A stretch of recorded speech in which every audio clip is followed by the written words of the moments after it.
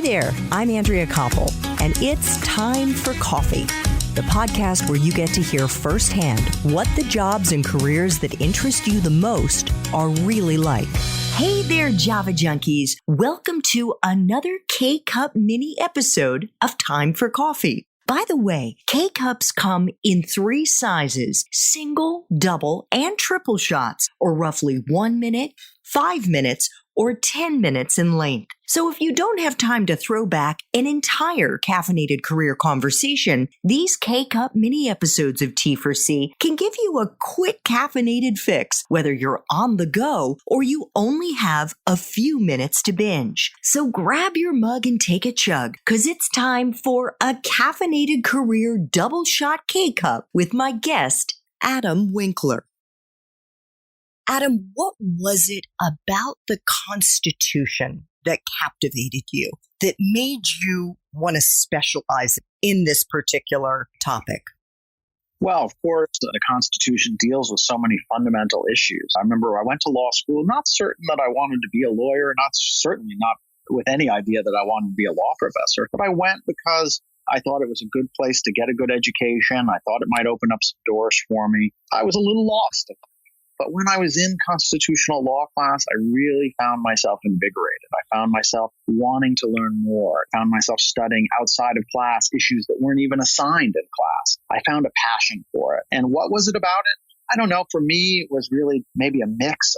Constitutional law is always a mix of our most fundamental values, a little bit of political theory, and a lot of history. And those just tended to be things that really, really attracted me. The idea that I could study constitutional law and come to a better understanding of our most fundamental rights was really attractive.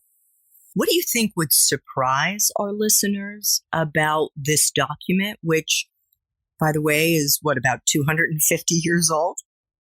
So many things would surprise people. I always have my students on the first day of constitutional law class read the Constitution. And when they read it, they're often surprised because we think of the Constitution as primarily about establishing our individual rights. And that's certainly one of the things that the Constitution does. But that part of the Constitution was in some ways almost an afterthought, that the main heart of the Constitution really is about setting up the federal government, about establishing the 3 different branches of government, the executive, the legislature, and the judiciary, and trying to divvy up power between those 3 branches. And Madison, one of the main writers of the Constitution, believed that you didn't need a Bill of Rights to identify particular liberties that individuals would have, but that liberty would be preserved simply by the balance of powers between the 3 branches of the government. And so when my students read the Constitution, they're often surprised at how little the Constitution says about the important issues of the day, whether there's a right to health care or whether there's a right to education, whether there's a right to some kind of safety net if you're unemployed and can't afford food. And the kinds of things that you might include in a modern Constitution just simply aren't there in our Constitution. And so one of the surprising things that happens with students is they realize how much the Constitution needs to be created or constructed by people, judges in particular, rather than being provided to us by the founders 250 years ago. By constructed, do you mean whether they would have a narrow or broad interpretation of the Constitution? Yes, but also what are particular rights that are protected? Almost any right that you can identify beyond freedom of speech and freedom of religion, a lot of the rights that you might want or seek are not rights that are included in the Constitution because it was written so long ago. And so when I say constructed, so much of our modern constitutional law has been created by judges trying to come up with the best understanding of the vague and ambiguous and, let's face it, not very many words of the Constitution.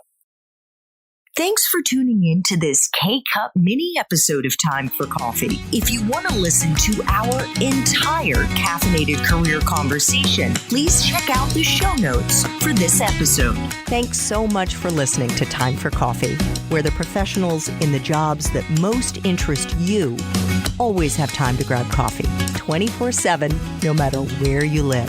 I have one quick favor to ask you. Remember to rate, review, and subscribe to Time for Coffee. Thanks so much.